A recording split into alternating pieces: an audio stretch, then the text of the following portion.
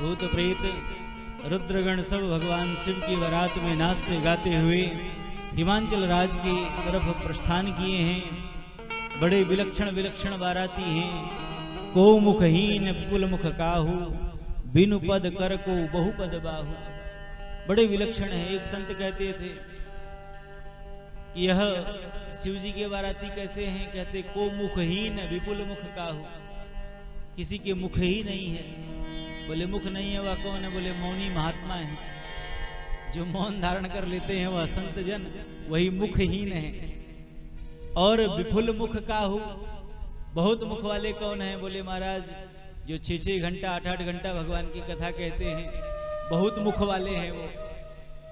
यह सब संत महात्मा रुद्रगण ही हैं। सब शिव जी की बारात में सम्मिलित हुए हैं।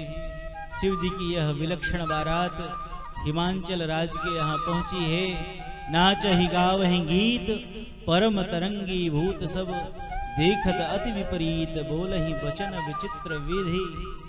सब महाराज अपनी अपनी भाषा में गीत गाते हुए और हिमांचल राज के यहाँ सब पहुंचे हैं। जस दूल्हा तस बनी बाराता, जैसे दूल्हा है वैसी ही बारात है भगवान शिव की। अब तो जनवासे में पहुंचे, बारात जनवासे में पहुंची तो सब महाराज जनवासे में आगवानी करने के लिए आए, स्वागत करने के लिए आए। लेकिन जब भगवान की यह विलक्षण बारात देखी तो सब महाराज जितने वाहन जितने लोग वहां खड़े थे स्वागत में, सब वहां से अपना प्राण बचा करके भागे हैं। ही हर से सुरसेन निहारी, हर ही देखी अति भय सुखारी। शिव समाज जब देखन लागे, बिडरी चले वाहन सब भागे। और छोटे छोटे बच्चे जो आए थे भगवान शिव के उस रूप को देखने के लिए, गांव में बारात आए तो बच्चे छोटे छोटे सबसे पहले पहुंच जाते दूल्हा देखने के लिए। दूल्हा कैसा है, कितना सुंदर है। तो वो बच्चे जो दूल्हा देखने के लिए आए थे, वह बालक सब जो है अपने अपने प्राण को बचा करके भागे। बालक सबले जीव पराने, अपने प्राणों को बचा करके भागे। भागते हुए गए, घर में पहुंचे, द्वार बंद करो, द्वार बंद करो। माता पिता परिवार के लोग पूछते हैं, अरे बता तो सही दूल्हा कैसा है? अरे बोले बंद करो पहले दरवाजा बंद करो। अगर एक भी बाराती नगर में आ गया तो किसी की खैर नहीं है, पहले द्वार बंद करो।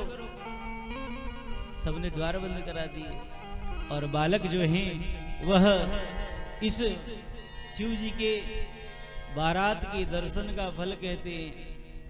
तन छार व्याल कपाल भूषण, नगन जटिल भयंकरा। संग भूत प्रेत पिशाच, जोगिनी विकट मुख रजनी चरा। जो जियत रहे बारात देखत, पुण्य बर ही कर सही। देखे सोमा विवाह घर, बात अस ललिकन कही। हाँ बात अस ललिकन कही। हाँ बात अस ललिकन कही।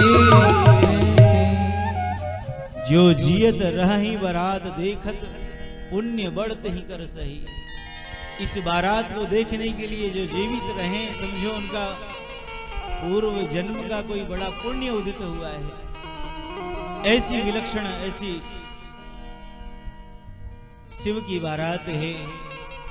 माता मैना जो है वह आरती सजा करके द्वार पर खड़ी है स्वागत के लिए। श्री नारद जी महाराज पहुंचे। नारद जी के चरणों में माता मैना ने प्रणाम किया। गुरुदेव आपकी कृपा से ही यह शुभ घड़ी आई है। नारद जी ने कहा कि माता जी जब आगे भी ऐसे कहती रहो तब ना। प्रणाम किया, आपकी कृपा है। तब तक सामने से सबसे पहले भगवान नारायण आते हुए दिखाई पड़े।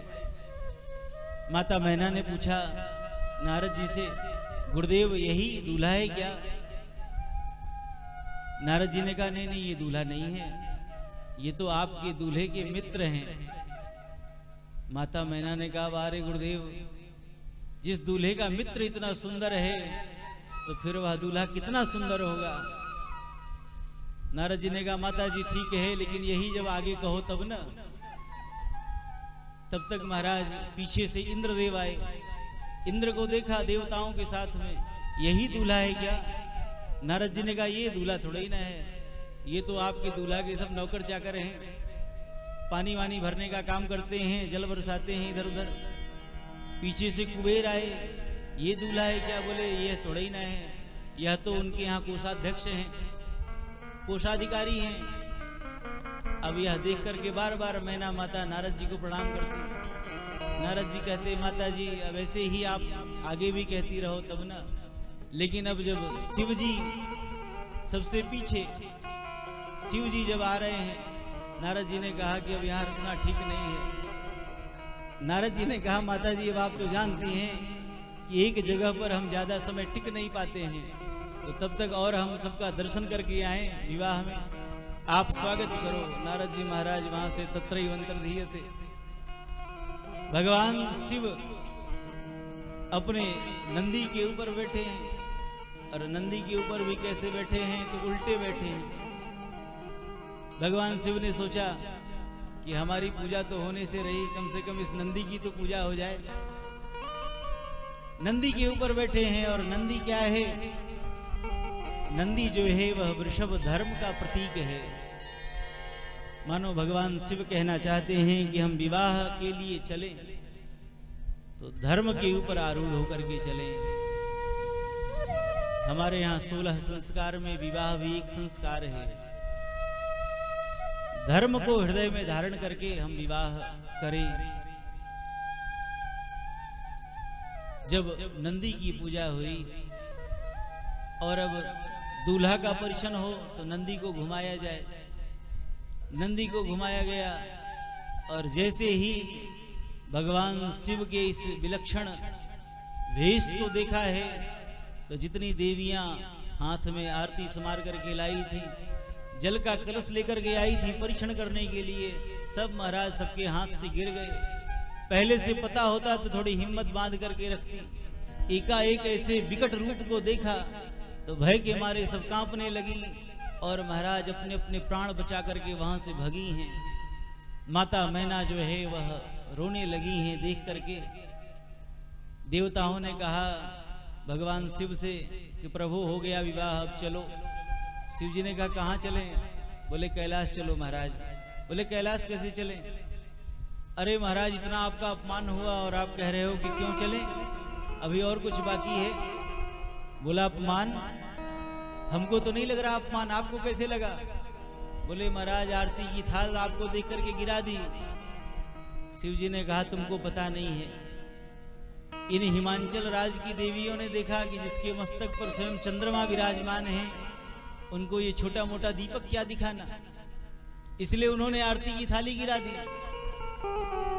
हिमांचल राज की देवियों ने देखा कि जिनके मस्तक पर साक्षात गंगा जी विद्यमान है, उनको एक घड़ा जल क्या दिखाना, तो उन्होंने घड़े का जल गिरा दिया। यह सब तो बड़ी विदुषी हैं, आपको अपमान लगता है? बोलिए शंकर भगवान की जय।